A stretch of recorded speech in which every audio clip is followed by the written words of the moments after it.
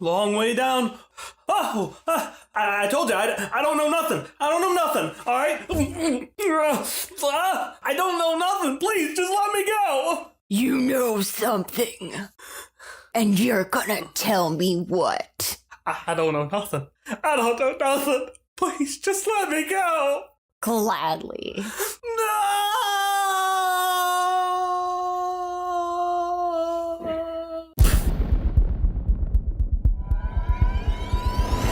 Carl was dead, and Elee was gonna wreck some shit.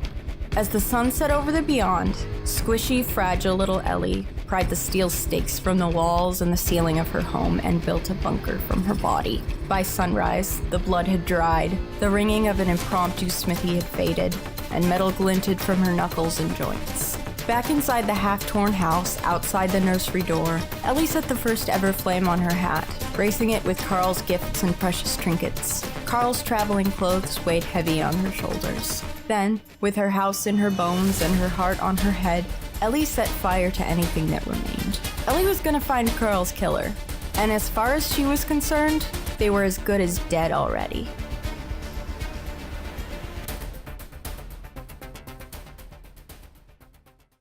But you never did.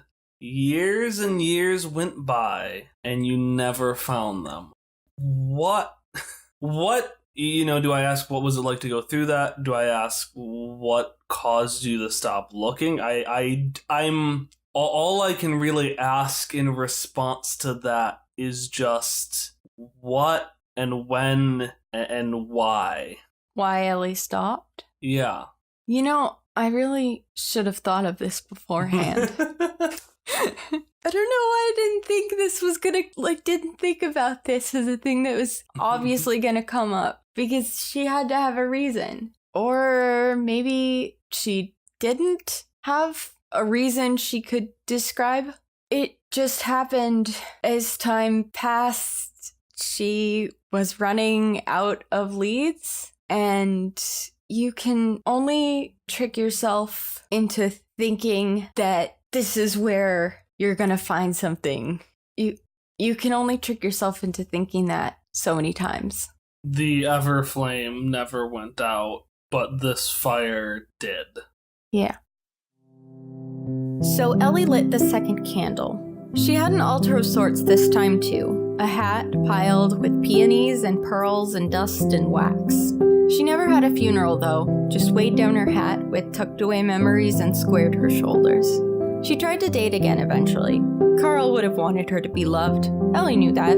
But loving someone back was so much harder because no one was Carl. There was a girl with bright eyes, but they weren't bright like Carl's. A man who played the guitar beautifully, but he didn't play like Carl did. One was endearingly clumsy, but didn't laugh enough about it. One was handsome, but his grin didn't have Carl's dimple. A famous singer, a terrible cook, an actress, a fire dancer, a duchess who was very into the Sixth World's political intrigue, an ex-member of the Jagged Dream, polite sewer-dwelling Dave.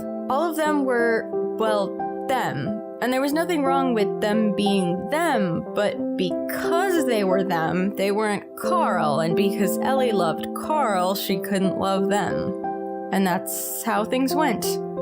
And then Elee met her. The whipping of stick-on-skin echoes through the bar as a woman, clouded in smoke, moves her hand back to the dice obscuring her hopscotch score. Through the cloud, one can only make out the bright flames of 2 candles. And without a word, her dice rattle again as the man in front of her nervously picks up his pair of dice and gently rolls them on the table. Snake eyes. A small whimper lets out from the hopscotch player, and within the cloud of smoke, a bag of rocks starts to clack and clatter. And then a whistle lets out and a bright voice says, "Okay now, wrap up your conversations. Everyone on the inside of the circle, move to the table on your right for the next speed date." So this is about 16 years before the present day. You are in a community center, Elee, and you are trying your hand at some speed dating. It's going real well. It's going real well for you. I mean, you've been winning this game of hopscotch, but you can like you can tell how many speed dates has happened because you can just count down and like just count how many people are just like bleeding profusely, and that's the number of rounds that have happened in the speed dating.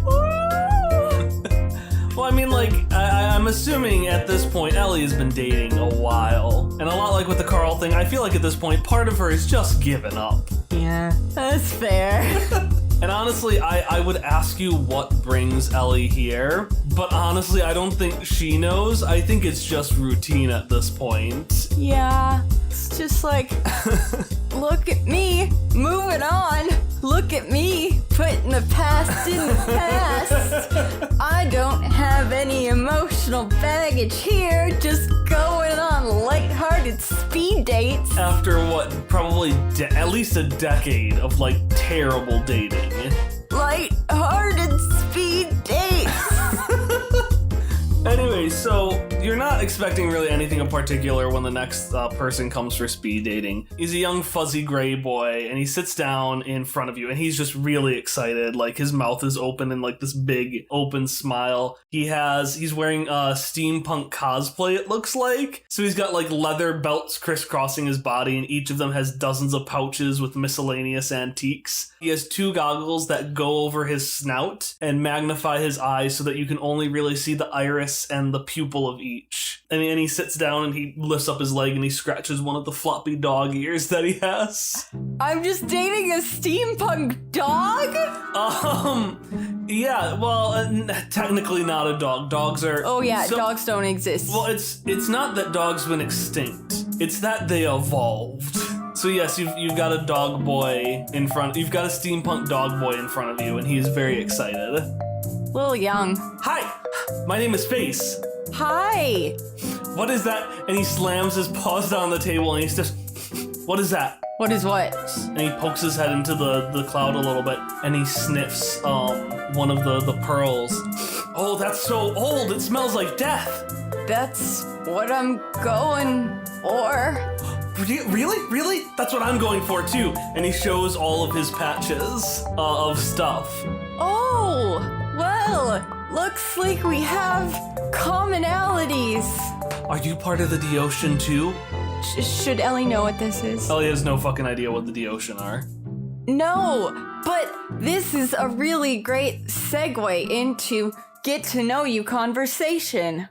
As she says this, she's going to push forward the dice. He sniffs and is like, no, much too new. No, we speak to the dead. Isn't that so cool? We speak to the dead. We use these things and we use some numenera, some magic. And we're able to speak with them, talk about them. I remember one guy, he came back and all I could remember was the guy who killed him. It was a pack of squirrels. That's why it was funny. It doesn't make sense without that. He scratches his ear again without that part. Elee's gonna put her hand back over the dice and pull them back to her. Speak to the dead. Yeah, speak to the dead. Well, they scream a lot. They scream a lot, so... Can I speak to the dead? Trick question. I don't know if you can speak to the dead. You haven't told me that yet. Oh, Can you speak to the dead? It wasn't a trick question. I was just... Let me rephrase that. I want to talk to the dead. Can you help me do that? Help. Yeah, I can help. And he scratches off a little like flake of leather from his hat and it just falls down and it's a little card, a little map. It's a business card. He has a business card in his hat. And he's like, yeah, just come to Henrenheide Castle. It's in Lagrash.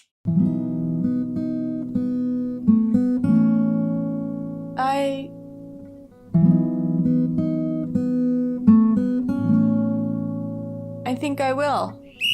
And with that, a whistle lets out, indicating the end of this round of speed dating. And that whistle, instead of ending, transforms and lengthens into a long, deep howl that kind of courses through the mountainside of the Black Riage, where the town of Lagrash is. Lagrash? I like Lagrash. Or Legrash. I like leg rash because it's a shitty Leg place. rash? Leg rash. Is it just full of nettles? It's a really shitty place. But you're not going to the town proper, although, and trust me on this, it's absolutely your jam. No, instead, a flash of lightning strikes the ground behind Henrid Hyde Castle, letting out a thunderous shout that cracks the sky. Small droplets of sand let loose by the storm fall from above like light rain, and Elee Badge walks into view, stopping for a second to view the castle at the end of her winding upward climb. And then we see her fist collide with the 20-foot-tall door at the castle's entrance, dust gently falling from the vibrating door onto her hat. And then after a few moments, a little hatch slides open, and you just see a skull. And it says, expressionless, "Password." Kyle, do I know the password? No, you don't know the password. Oh, there's the password. Was that your password response? Yes? You are incorrect. And the door slams shut. I'm gonna knock on it again. And it slides open. Password. Please. No. Thank you. Also no. Death. And you saw the thing was starting to slide shut and it opens up. Yes, death. Death comes for us all. Shit, I just said the password. That doesn't count. Death comes for us all. God damn it. And with that, the thing shuts and the door opens, and you just see this tall figure in a black robe with a skull mask open it and just kind of poutily sit down. After a few seconds, you see FaZe like just kind of pounce on the view. Oh, who was that, Gabby? Who was that? Was there someone new? Did they know the password? Did you tell them the password again? How many times have they done that?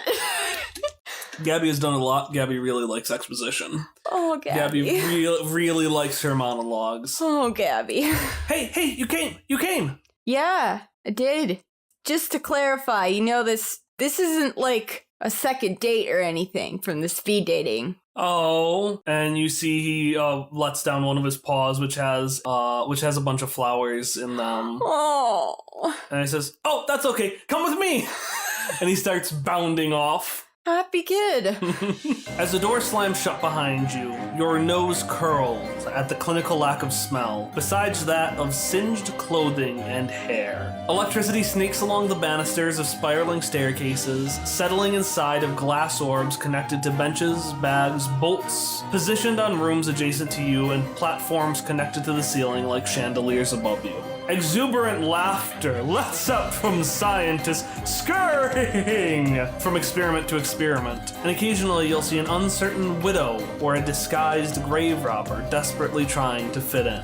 And something I didn't have here on my pre-written thing, all of them absolutely, FaZe has gray fur, but all of them are have gray hair, but with like the lightning bolt white stripe in them, and FaZe has it down each ear. And yeah, they're all really excited. They're just very excited, morally ambiguous scientist types. Like, if you want a place to practice your evil laugh, this would be where to do it. And so yeah, you see all of them. You see a few widows. One of them catches your eye just because you're looking around, and you just see this absolutely gorgeous, beautiful woman in her early 50s with a cleft lip and long curls, soberly looking down at one of the items there. Elee trips over her feet just a little bit. Not like enough to fall, but just like... I saw that, but no one heard I know, I don't know how to... Like, Emily's just staring as she turns her head as she's walking by. You know that thing that aloe people do? I'm trying. That's what aloe people do. Anyways, but FaZe quickly leads you into the room, and he kind of like perches on top of a fountain of a woman wearing a top hat and holding an umbrella, which looks like it's been unrooted. Not the like umbrella, like the fountain itself looks like it's just been picked up and moved. All right. You ready? Yeah, I guess. All right, so all we need to do is take something that's been in the past and he picks up a coin that has been like thrown into the fountain, for luck, and he puts it underneath what looks like this big microscope. And then we crush it. And he pulls a lever, and just like the thing gets diced into a million pieces, it gets crushed down upon, it gets zapped, it explodes, and then a ghost just like flies out of it and is like, I have nothing of particular to say. And then suddenly the ghost kind of bursts into dust, which falls down to where the thing got zapped, the coin got zapped. And then FaZe just sniffs that and brushes it away. He's like, yeah, that. So we just gotta blow stuff up. And then you can, I don't really even know why you are here. Why is Elee here? I guess specifically what I want to ask is that I can see Elee being here for one of two reasons. She could be here to talk to Carl, or she could be here to get clues. And I'm curious what her priorities now, like 40 years after his death, what her priorities are now. If she got a clue, it wouldn't be unwelcome, but if she's stopped looking decades before this, I think at this point she just wants him back.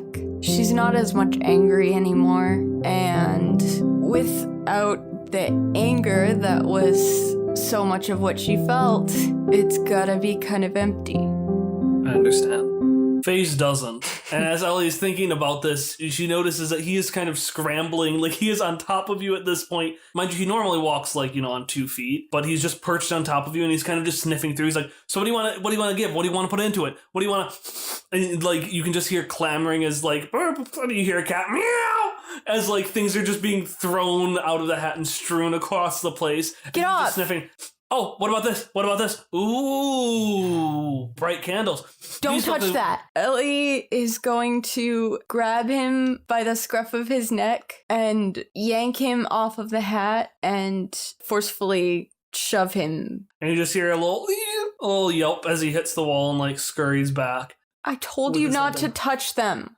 I'm sorry, or whatever. Can I just blow up one of these flowers? And she plucks one of the peonies off of her hat. He just shakes his head. Shakes his head. Like, yes. Shakes his head like, yes. That's nodding. Shaking your head is no. Fine, he fucking nods. He nods. I'm sorry, I'm a little on edge. Yeah, so anyways, you've plucked out the flower. You turn over and you see this big, threatening, crackling machine. And you look and you just see a few flakes of ash from where the coin inside the fountain was completely removed. What do you do? Elee stops and watches the little flakes of ash for a second. And she thinks about the ghost being there and then immediately being gone. I don't know what she would do. She's gonna look down at the flower and consider pinching off just a tiny bit of one of the petals. Maybe that'll work? And then she'll still have all of them, because at least those things aren't ghosts. She can feel the familiar weight of them with every step she takes, and it's comforting. And she'll pull off one of the petals and put it in the machine. Slices, slams, ignites, explodes. She flinches every time. And you start to see a little trail come up, and then it disappears into ash. Ellie's not gonna acknowledge this thought. She's not gonna let herself think any more deeply about it than this passing flash of understanding. She wasn't sure that she could have watched Carl's ghost. She wasn't sure that she wouldn't have left or covered her ears or done something else very un-Elee-like. And she's not gonna acknowledge how scared she was when that little plume of smoke started. And without another word, she's gonna put the rest of the flower back into her hat and leave. And so Elee Badge leaves behind her last chance at seeing Carl again. Except As you make it down to the very bottom of the castle, you feel like your hat is a bit lighter. And then you remembered that fucking thing, don't know what the fuck a dog is, that fucking phase, in his excitement, had knocked out half of the contents of your hat. And now they're kept captive in the middle of Henrenheide Castle. Elee will freeze, curse loudly, and she turns on her heel and rages back inside. Gabby! I'll have you know, my name is Death Sai. comes for us all! I didn't even get to say my cool name. It's Screw you, Gabby! Open the door! The door opens up. Where is FaZe? What do I look like? His girlfriend? No. And you can see the mask turns down a little bit sad. Ellie's just gonna commence with ignoring Gabby and her friend issues and storm back towards the room. So you walk through and you're on your way to the room, and then suddenly you smell the familiar rustic smell of that bead of silk pearls, which were very rusty and gross. And you just see a scientist talking to that woman you had seen earlier with the curls. He's like, are you sure that this belonged to you? Are you sure that this belonged to you? Are you sure? And the woman just says, yes, I am sure it belonged to me, but I'm going to need a moment with it alone to think. Those are my pearls? Yeah. Well, this is gonna go well. Elee gonna go up to them and, okay, she's gonna look at the scientist and say, scram. Please, I just need a moment here. Yeah, have a moment to yourself without my pearls. Ooh, these are your pearls? What? Oh, I'm sorry. No, these are my pearls. I'm not quite sure what she's talking about. Really? 'Cause they were on my hat until someone, she's gonna look around just in case FaZe is here, tore up my hat. Well, I am most sorry about that. And she makes eye contact with you. But I don't think accusing others of pearls is the right option.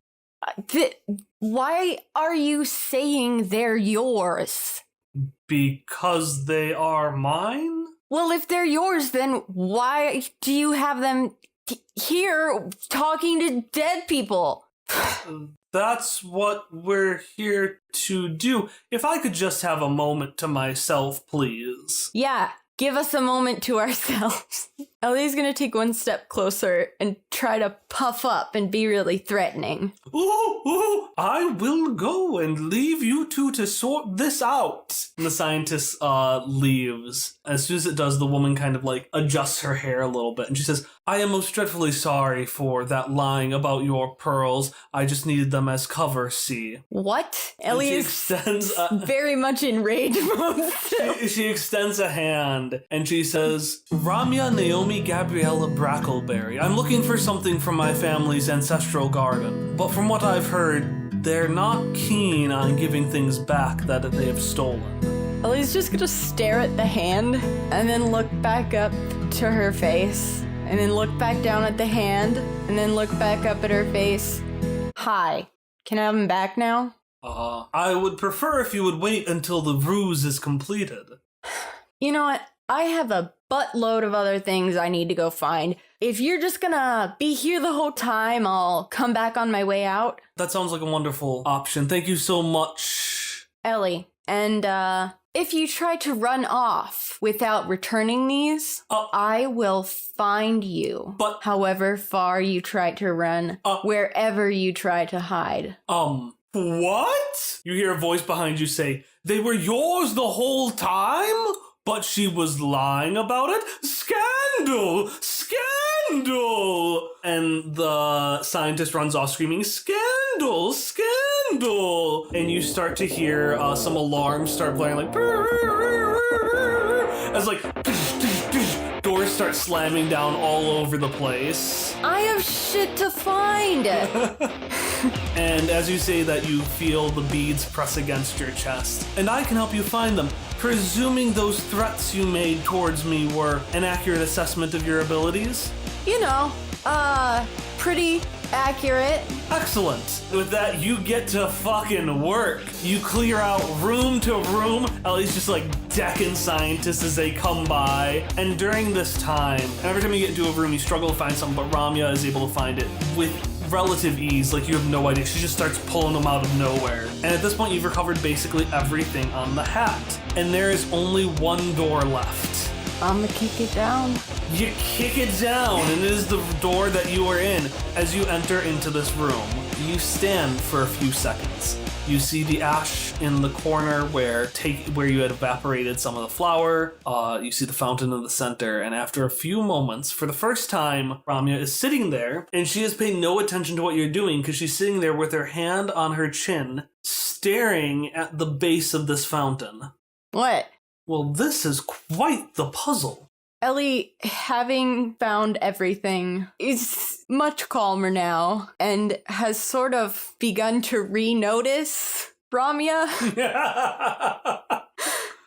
What's so interesting about it? Well, isn't it obvious? Hadn't you wondered why I was lying earlier about your things, what I was here for? I mean, I'm gonna be honest, I was real pissed. Come look. And she points to the bottom of the fountain, and you can see an inscription. I am the bringer of life, but when I'm around, most living things shy away. To look through me is to see less, yet when light is cast through me, you'll see more. Plus, I'm just a delightful addition to romantic proclamations. What am I? That's like a really long quote. Well, that's not a quote, it is a riddle. And she goes back into deep thought for a few more seconds. Elee will, glance over and then stroke her chin and stare at it too. She has no idea what this means. There's, no clue. But she's at least gonna pretend to be trying.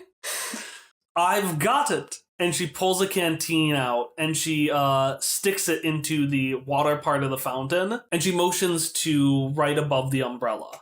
If I could borrow your hands, please. Sure. She's gonna grab one of your hands with her index finger and her thumb, and she'll move it above, and she'll lightly splay it out, and she'll do the other one on top of that, so it makes kind of a grid. These aren't gonna get burned off, are they? And she doesn't answer, because she's too deep in thought for the puzzle. And she starts pouring out the water, which pools into your hand and starts dripping down from the first hand to the second hand. And as a few of the drops go from your second hand and start hitting the top of the umbrella, she repeats the puzzle. I'm the bringer of life, but when I'm around, most living things shy away. To look straight through me is to see less, but when light is cast through me, you'll see more. And while I'm not that familiar with romantic proclamations, this does make sense to be delightful on that occurrence. And then she looks down beneath your hands as more drops start to trickle off on the umbrella and fall off. Just like rain. And after a few moments, the umbrella shifts downwards, and the top hat of the woman in the statue twists and slides and falls off. And Ramya reaches in, and she pulls out a small copper and glass orb with a wind-up toy key on the side and segmented sheets of puzzle inside. And she gingerly pockets it, and she looks to you and nods her head in affirmation that she is ready to go. Elee will follow. And she, again, doesn't necessarily want to think about why.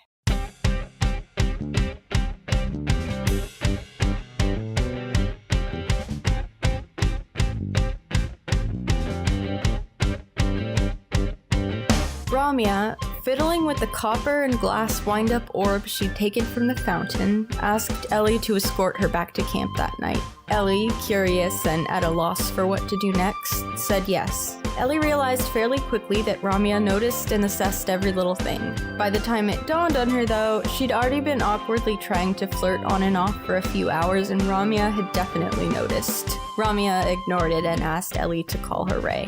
When Ray was lost in thought, and Ray was often lost in thought, she would set her chin in the palm of her hand and fiddle with the button of her coat sleeve. Once in a while, she'd even let her shoulders slump a little out of their usual perfect posture.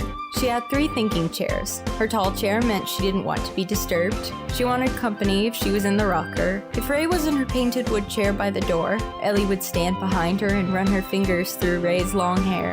Elee would tease Ray for putting curlers in every night, but they both knew Elee thought her hair was beautiful. Elee liked how smart Ray was, the smarter of the two of them, more calculating and more logical. But she never made it feel like it was a bad thing. When Elee decided that she didn't need the setup instructions for her new tent and tossed them into the fire for dramatic effect, Ray let her pile and repile the rods and nodded patiently every time Elee insisted that she was almost there this time. And somehow, when Ray finally stepped in and in seconds found the painted numbers indicating what to put where, Elee didn't feel judged or patronized. Ray had a way of making her feel like she was good just the way she was. And the reason Elee didn't feel judged by Ray was because she wasn't. Ray liked the way Elee threw herself into things with a single-minded passion, how she was always moving at least a little, how she was stubborn and blunt and laughed at herself, how she cared. And Elee liked how Ray cared too, how kind and thoughtful she was, how certain she seemed in her own skin. It was nice. Get up, Elee, get up! Elee, your eyes open, and for a brief moment you see like what looks to be almost the fog of a very old face on a very young man, but it dissipates and you notice that it is just a deathly serious Ray, her hair spilling down above you as she just stands above you and looks down. Elee's gonna flail and sit up really quick. What? Where's what do I punch? Oh, nothing to punch today, but something very important that I think you'll want to attend to. And as Ray is saying that, you can see she is moving with the deliberateness and elegance that she always does, but with a lot more speed this time as she slips a long professional coat over her comfortable magenta dress. Elee has no idea what's going on. She's half asleep, and she throws a shawl over her pajamas, then throws another one on, then pauses for a second, when you're trying to keep your eyes open, so you open them really, really wide, and just sways a little bit. And then puts another one on. So you're bundled 5 layers of clothing. She then realizes that it is... What is the weather like? Let's say it's the middle of fucking summer. Yeah, she then realizes that it's hot. And as she walks, she'll drop a couple of the shawls. Just very messy. It's So you two make your way out of the tent and you start walking down this pathway next to a lake. And Ray says to you, "Now, I'll be honest, I'm not sure if it's your thing, but if I will admit there was a bit of an ulterior motive for inviting you." And a bit of fear hits Elee in the heart. Because you realize that Ray gets down to there's a little cliffside she's at the bottom of. And you see, next to the water, the only thing Ray would have needed your strength for. You see a beached boat. And you assume that she intends to push it into the water. Oh, a boat. Yes, and a heavy one at that. And you can see Ray has pressed her back against the boat and is pushing against it. And she stops and she starts looking for a piece of wood that she can use to leverage it. I got it, Ray. And she's gonna haul it out towards the water. Is that where she was trying to push it? She push it in the water and Ray's delighted. You know how someone, when they'll put their hands up and they'll do a little bit of a clap? Yeah. She just does a very delighted double clap, and she gets into the boat and starts it's horrifying to you with the speed with which she just stands in the boat as it's rocking, and then just starts making herself getting ready to sit down. Elee's gonna have a hand outstretched, don't do it. She's not gonna say that, but just a look of kind of horror. She's not saying anything. Okay. She's just watching. All right, we can make the meteor shower, but we do have to move quickly. I'm getting on the boat. Well, yes, I'm assuming you're getting on the... I understand. Well, you obviously don't have to come with me, but... And she extends a hand. I've got you if you do. Oh! That's not what Elee says. Oh! Okay, me and boats don't have a good relationship. I'll sink it. She laughs a little. I assure you, you won't. But it's an abomination. People aren't supposed to float. Elee, it's all right. And she grabs your hand as if she's gonna take you into the boat. And then she steps out, and probably up to the very bottom of her dress gets wet as you realize it was just in like 2 feet of water. And she says, "We'll walk." You don't hear much besides the creaking of the boat in the distance back at shore and the rippling of the water as it goes probably about to like your shoulders and about to raise like, I would probably say the top of her thighs as you stand out in the water. And as you're there, she fiddles with the orb in her hands that she reclaimed. What you doing? Oh, we're looking for the allies of the Brackleberries, of course. In a ball? I don't think I understand what that thing does. Sorry. Oh, right. I'm so sorry. No, this is an heirloom of my family that if you wind it up, it will show you someone who wants to be found. I was hoping to assemble it to find whatever allies the Brackleberries have left, although right now I'm searching for someone in particular. And she looks at the orb, and you can see inside of it is the figure of, it looks like a small humanoid in a wheelchair. Who's that? Her look of almost like gentle pride when looking at that orb turns to kind of surprise, and she says, You don't know about the Brackleberries, do you? I've lived in the beyond my whole life. I don't... And she just goes, of course, how foolish of me. My family has been at the highest level of public service for the country of Anquan for some years now. You would call us royalty.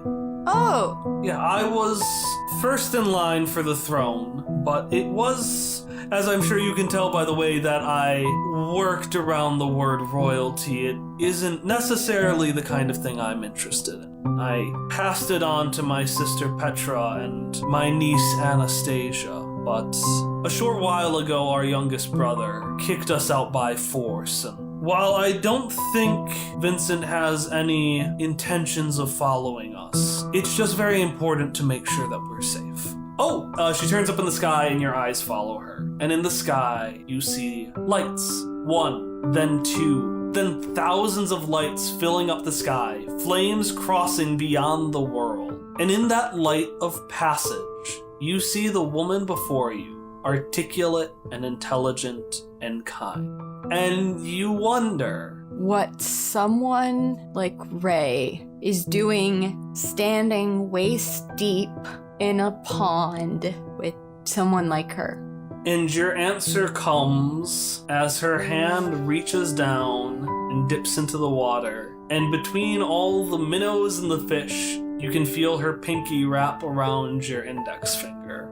We're probably going to make it to camp tomorrow, but I think it would be great if you could stay around a bit longer. I wouldn't mind. And she looks back at you, and your eyes lock. And it's just, for the first time in forever, it's the perfect romantic moment. Until your gaze moves from her eyes down to her mouth, as it says, I can't wait to introduce you to my daughter.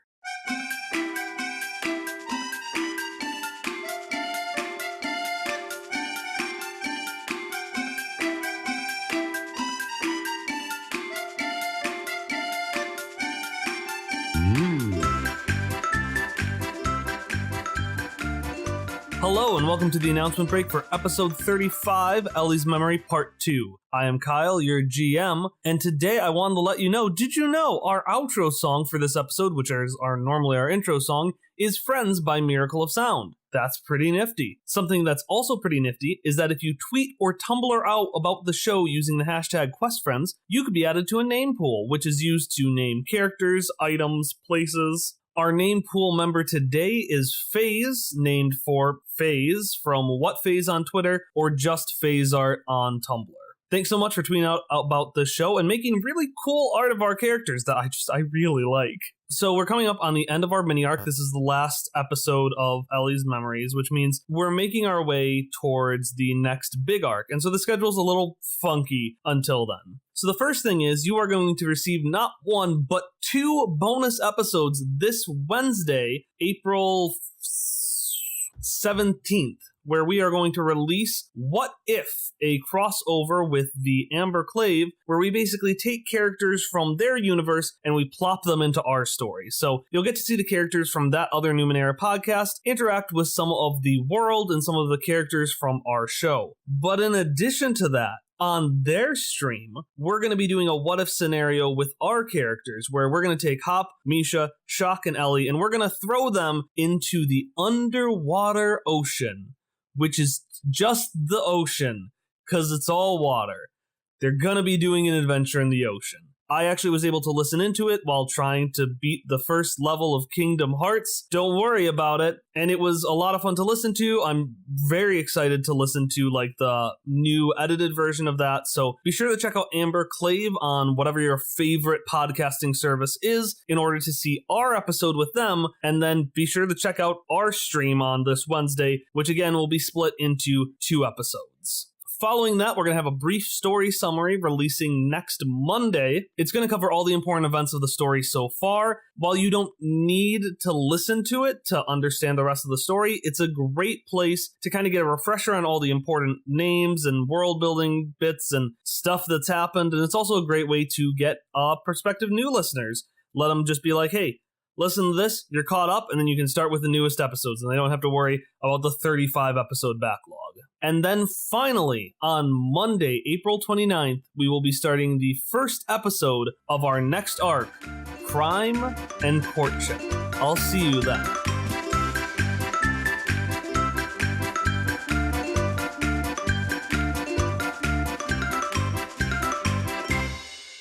And the best thing about a bee is that it can provoke an allergic reaction and kill.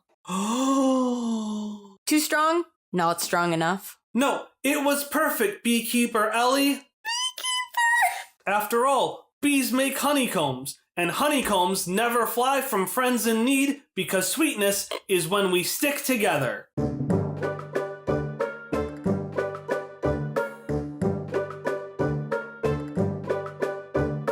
In front of you, Elee, you see a bright 6-year-old girl with chestnut hair. She is named, as she says every time she introduces herself, Anastasia Margot Maria Brackleberry. She and you are both wearing an orange sash with yellow honeycombs pinned to it. Each honeycomb has an imprinted name on it. Foraging, archery, friend to animals, the silent game. And you can tell which of these were handwritten by her aunt and mother, and which of these imprints Anastasia was allowed to write herself. Anastasia is part of the 2-girl group of the Honeycomb, fearless, braveless explorers who never fly from friends because sweetness is when we stick together. And somehow in the months with which you went back to the Brackleberry camp, you have gotten enlisted with the role of leading this troop.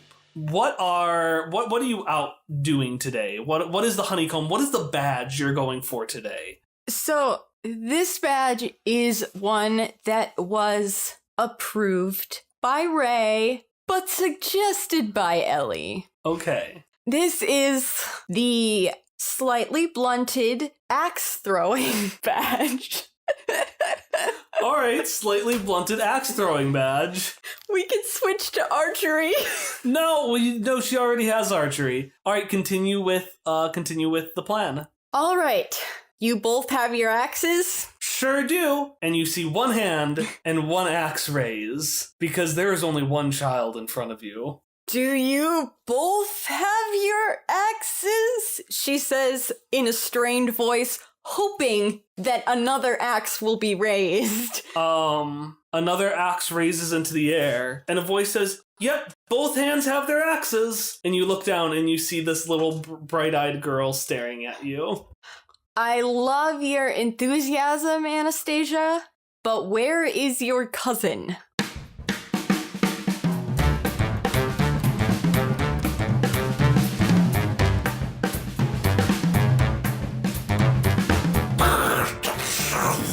question is answered as in the distance you can see the treetops start to waver and parts of them start to disappear. It's a proverb that if a tree falls in a forest with no one else to listen to, it doesn't make a sound. But that's not relevant here because that sound is heard by everybody.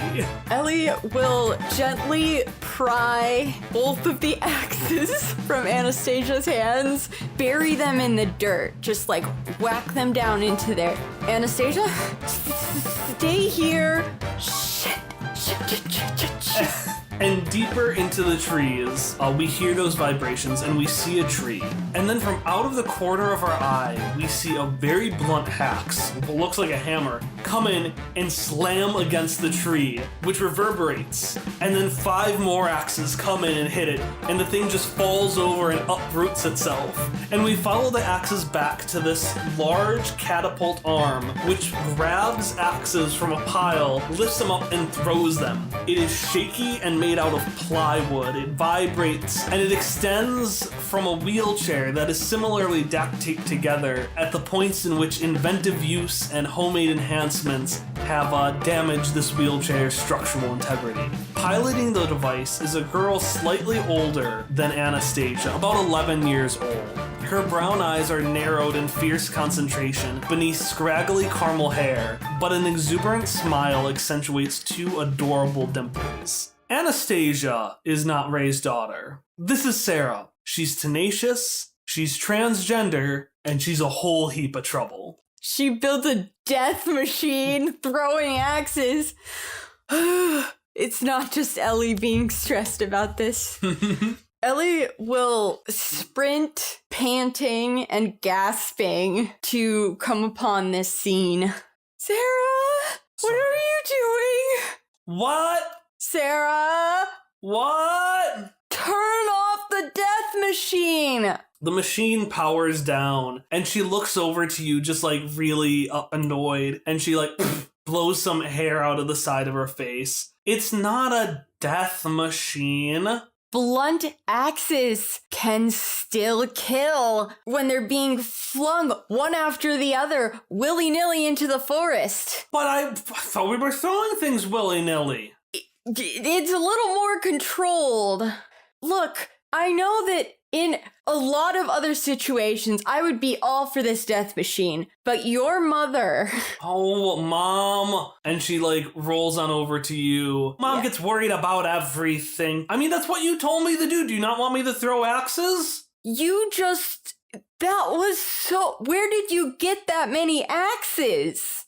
You see her, like, hair whip to the side as she looks back at the axes, and she puzzles for the first time where she got them all from. And as she does, you hear a large creaking, and you realize that one of the wide trees she had been hitting is slowly tipping down towards you. Anyways, you and Mom are so worried about everything. I see this tree coming towards us. You start to hear it, yeah. I think that maybe we should move and talk about this in a slightly more stable part of the forest, and I can tell you why. That's actually...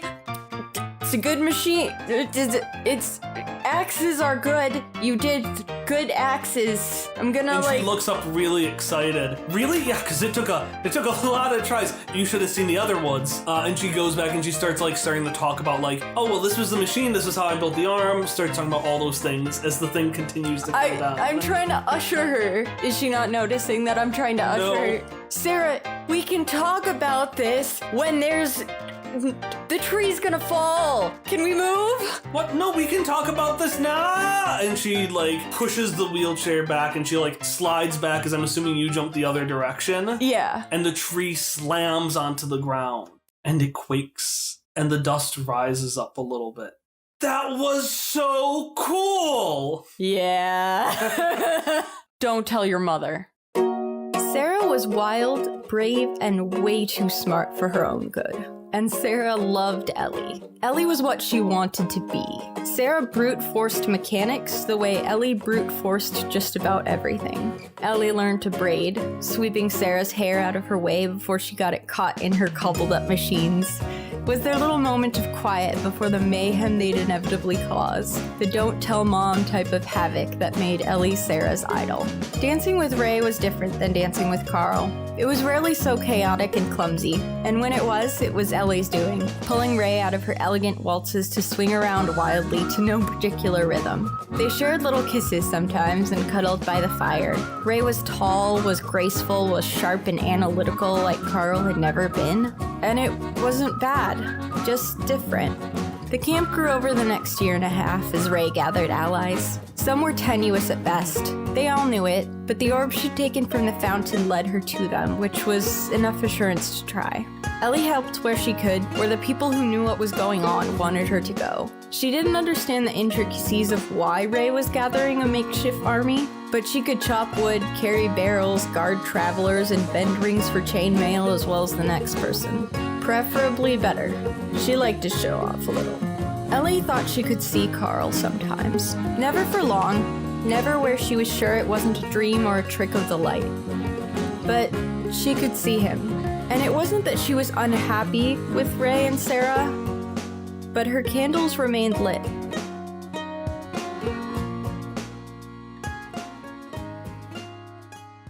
So we're going to flash forward about like a year and a half. It's been a while. You've really thrived as the beekeeper of the honeycombs. Every so often you lead Sarah in charge of Anastasia, and they love it. They both fucking love it. But those are always kept secret from their mothers. And in the meanwhile, you've been helping Ray on her missions to recover some folks. And in this time, the camp has really blossomed from something small into this very big thing. Who did you just recover, and what was like the last mission that you did? The last mission that we did was to recover 3 Breckleberry allies. They were lost in a bog. All right, so you recovered Larry, Curly, and Mo from a bog.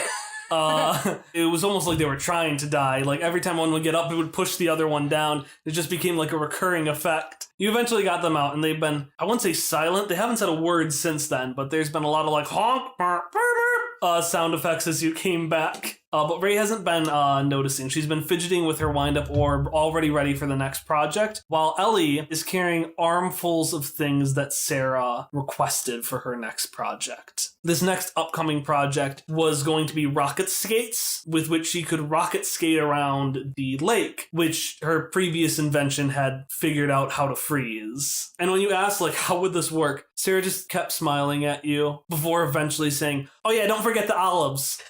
So you're making your way back with this armful of enticing olives, as well as some other things, and you hear Ray's voice kind of kicks you out of this memory. She doesn't usually emote, but she's just been laughing uproariously about the Three Stooges incident. Just like how silly it was, and I appreciate how you've been with Sarah. She's a good kid. She is. A little too good, if you ask me. It's quite puzzling how soon as you two got close, I stopped hearing about any mischief that she's been doing. She kind of like looks at you with a playful expression. Guess I was a real good influence on her. You know, there's something actually coming up that I wanted to talk to you about. Every Brackleberry princess goes through a rite of passage where we find our companion. Mine was Sesky. He was, as one might expect, a Sesky who was just good and loyal and straightforward and predictable. He even got us a fruit basket right before he died. Full of our favorite stuff that he knew we would need to cope. Normally, it happens at a specific age, but Petra and I have been thinking about having Anastasia and Sarah do it at the same time, just as, they've been bonding. And I was going to say that we wanted you to do it because you're the head of the honeycombs, but really, well... And she, just looks at you, and she looks over at the camp and at Sarah, who is just bounding towards you. Oh, Elee, did you get the components? Yeah, and this ridiculous number of olives. Sarah, I still don't understand that part. Oh, and she pops one in her mouth. That's brain juice. Oh, have fun with your brain juice. Oh, I had something. I have something for you. And she starts to wheel off into the woods. And you hear like a bzzz. And she comes back, and you see that she has distilled the tree into into 2 tiny honeycombs. I was finally able to get the blunt axe thing to work. I realized you shouldn't make them blunt. And she sucks on one of her fingers, which you can see has a cut on it. Sarah. It's fine. You sound like Mom. And she smiles a little bit at that before presenting one of the 2 honeycombs to you. Thanks. And I don't know if Sarah notices in her excitement, but Elee shrinks into herself a little bit. Her posture changes. And for once, Ellie's not trying to make herself look bigger than she is. She's trying to make herself small.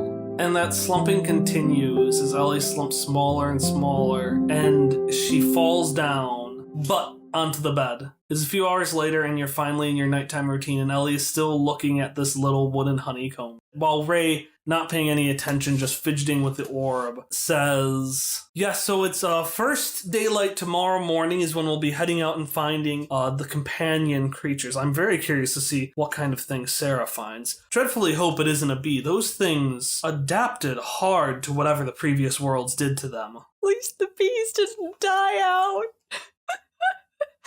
Yeah, pretty awesome, huh? But there's not her usual level of excitement. And she looks up at Ray, who is elegant as always. And then she's going to tuck the honeycomb into her hat. It's a big day tomorrow. Don't wait up. And she's gonna head for the door. And as you walk away, you're halted not by Ray's voice, but by Sarah's, as she says from the other room. Good night. Love you, Mom. Love you, Elee. Elee shuts the door. She didn't have a route in mind or a place in mind, so she just goes. And when she's tired, she finds an inn with a bar and stops, at least for an hour or 2. The important part is that Ray and Sarah are not there.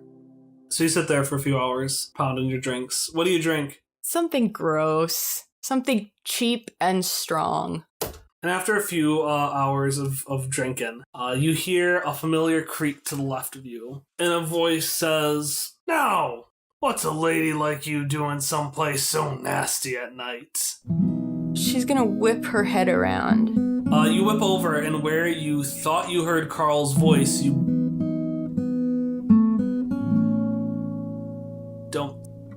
Now I'm hearing things on top of being an asshole. Well, at least you can accept that part. And to your right, you can see Ray has sat there. She just raises her fingers for an order of their fanciest, shittiest alcohol.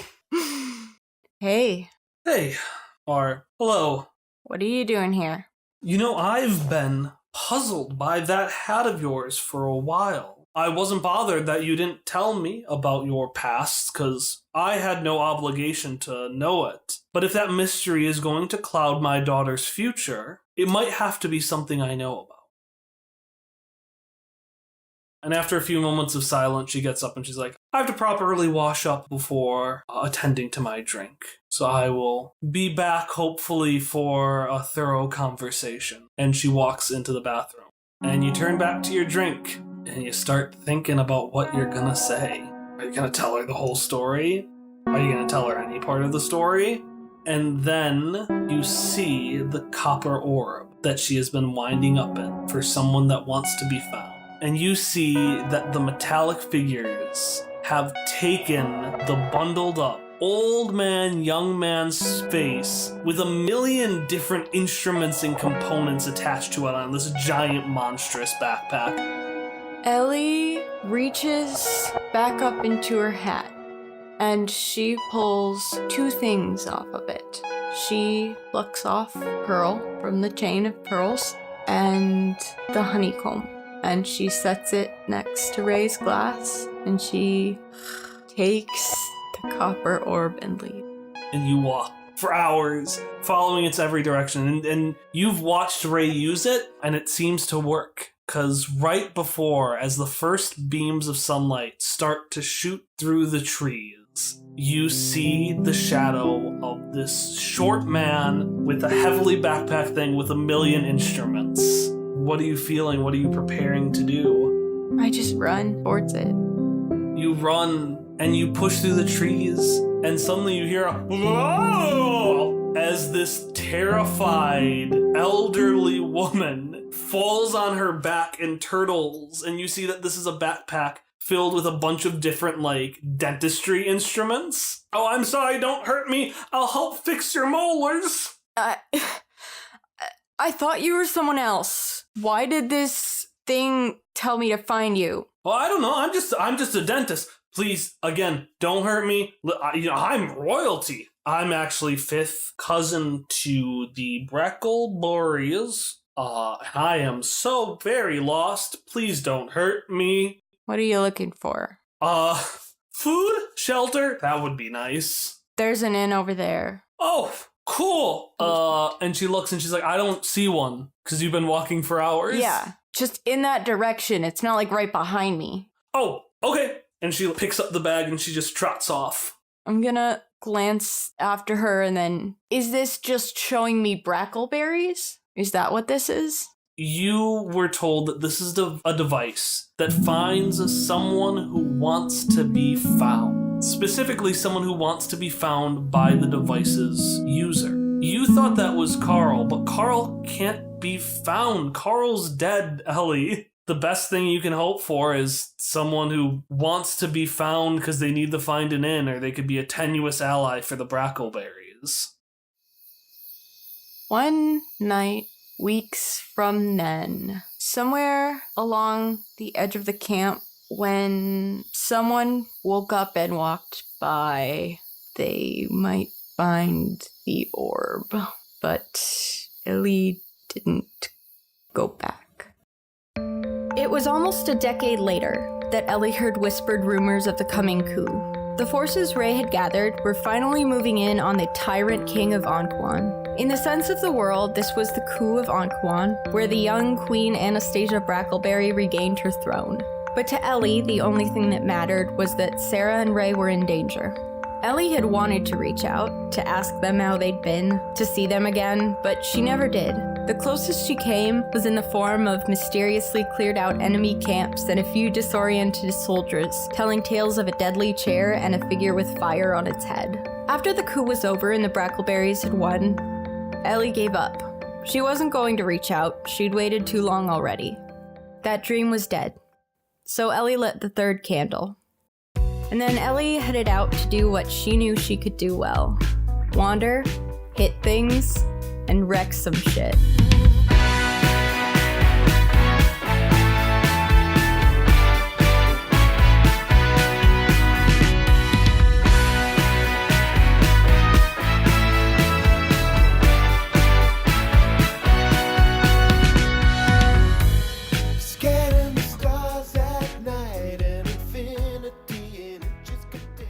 Your nose curls as the clinical lack of smell, besides that of siege clothing and hair. Electricity snakes along the banisters of spiraling staircases, settling inside of glass orbs connected to benches, bags, boats, poised on rooms adjacent to you on platforms connected to the ceiling like chandeliers above you.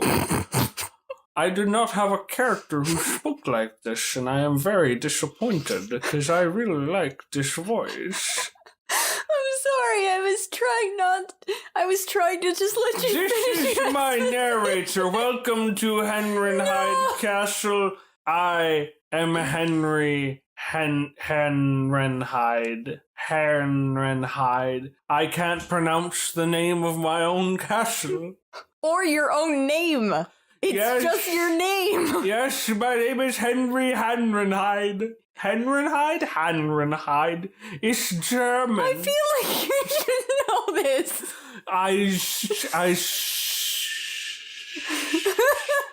Henry and Hyde will come back for Quest Friends Season 2.